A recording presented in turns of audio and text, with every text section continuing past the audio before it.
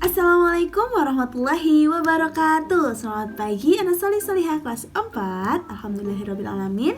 Kita ketemu lagi di video pembelajaran PPKN tema 7 subtema 1 part 2. Oke, jadi sekarang pada video pembelajaran kali ini kita masih membahas mengenai subtema 1. Nah, hari ini kita akan membahas tentang keberagaman bahasa dan agama yang ada di Indonesia. Langsung saja ya. Simak video penjelasan Bu Ega berikut ini. Oke anak-anak, seperti yang sudah Bu Ega katakan tadi, hari ini kita akan belajar tentang keberagaman dalam berbahasa dan beragama. Oke. Manusia merupakan makhluk sosial yang membutuhkan orang lain. Saat berinteraksi dengan orang lain, dibutuhkan bahasa untuk berkomunikasi. Walaupun memiliki bahasa pemersatu yaitu bahasa Indonesia, Indonesia juga memiliki beragam bahasa daerah. Contohnya, bahasa daerah kita apa anak-anak? Iya, bahasa daerah kita adalah bahasa Jawa. Pinter. Nah anak-anak, keragaman bahasa daerah merupakan kekayaan bangsa Indonesia yang harus kita banggakan dan kita lestarikan. Berikut sikap yang bisa kalian lakukan sebagai siswa untuk melestarikan bahasa daerah. Yang pertama, kalian harus bangga saat menggunakan bahasa daerah.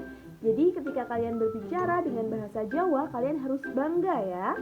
Yang kedua, menghargai teman yang sedang menggunakan bahasa daerahnya.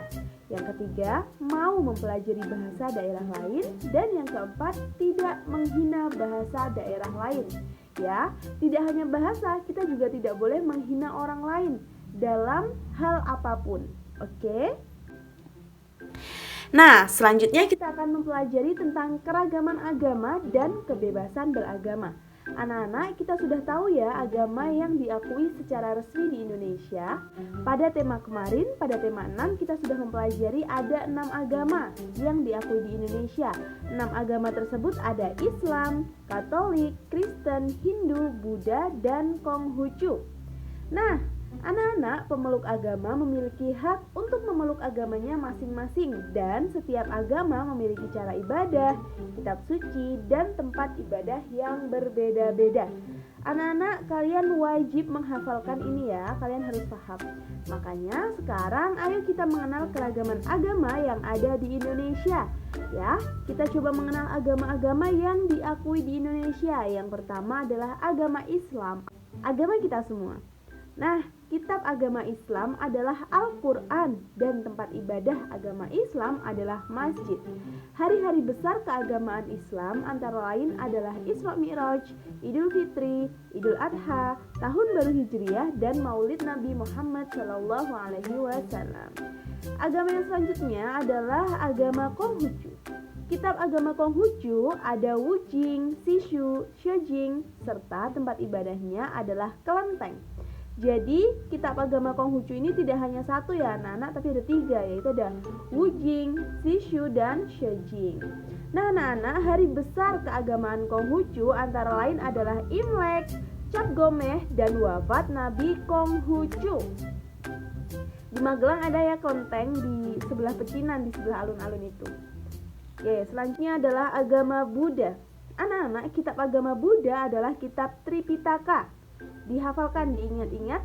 Kitab agama Buddha adalah Tripitaka, serta tempat ibadahnya adalah wihara, seperti ini wihara. Nah, hari-hari besar keagamaan Buddha antara lain adalah Waisak, Katina, Asada, dan Maga Puja. Oke, agama yang selanjutnya adalah agama Kristen. Kitab agama Kristen adalah Alkitab, serta tempat ibadahnya adalah gereja Kristen.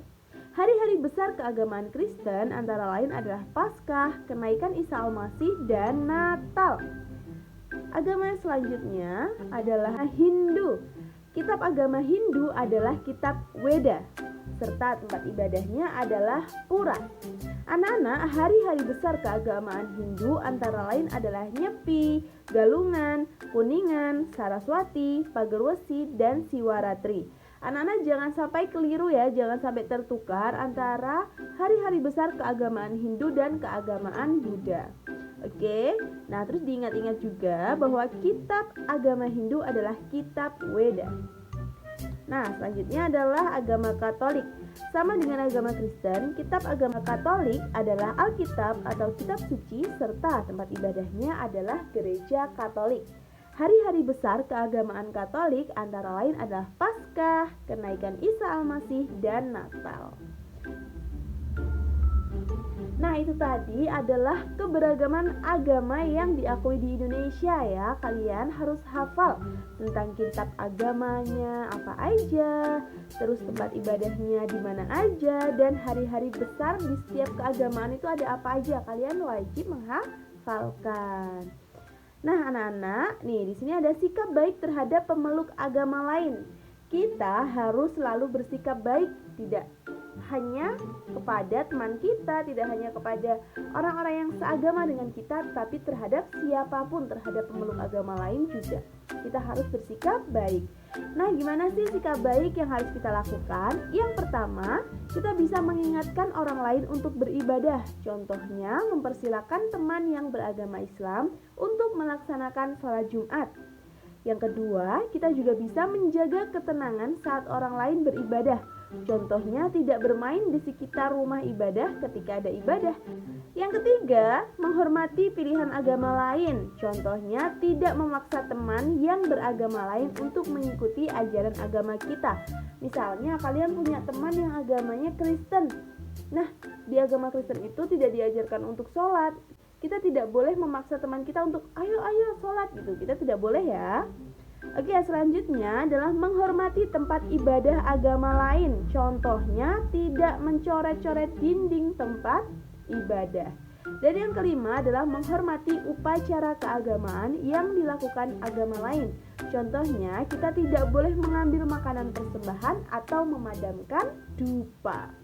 Nah, itu tadi adalah penjelasan dari Bu Ega. Oke, sudah. Nah, itu tadi adalah video penjelasan dari Bu Ega. Semoga anak-anak semua paham ya tentang keberagaman bahasa dan agama yang ada di Indonesia. Oke, anak-anak tetap semangat dan jaga kesehatan. Semoga anak-anak dan keluarga di rumah selalu sehat dan dalam lindungan Allah Subhanahu wa taala. Amin. Baik, tutup. Wassalamualaikum warahmatullahi wabarakatuh.